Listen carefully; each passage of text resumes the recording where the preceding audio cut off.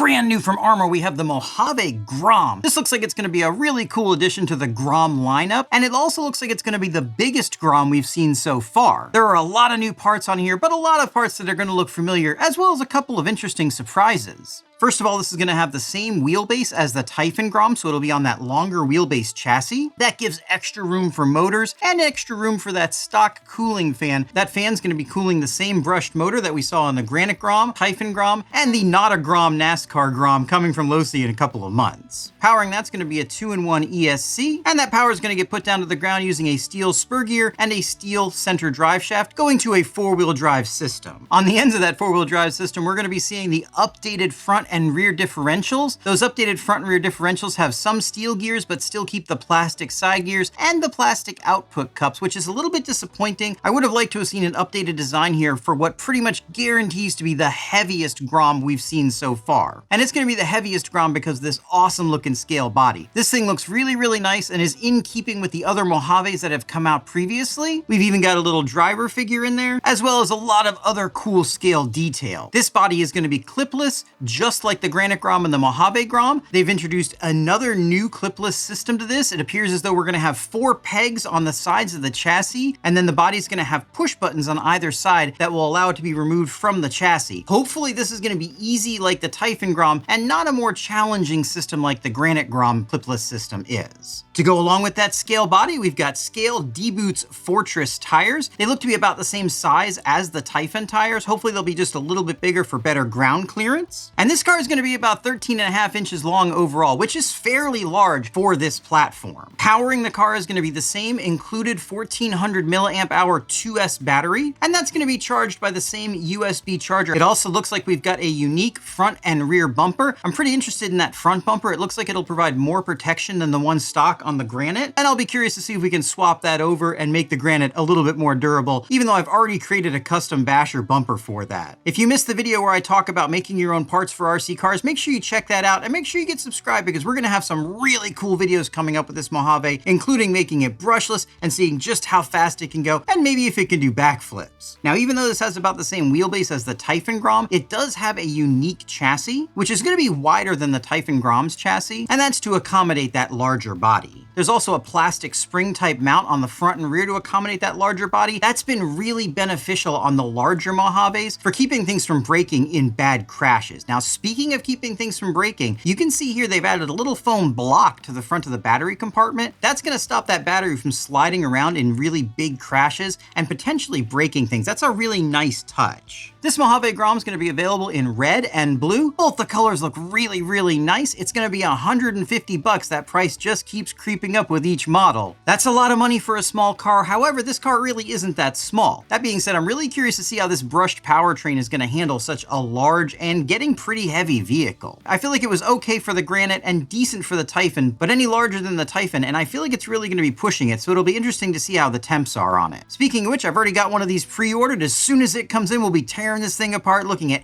everything that's new on it, bashing it, and then upgrading the heck out of it. So make sure you get subscribed so you don't miss that. We'll see you in the next one.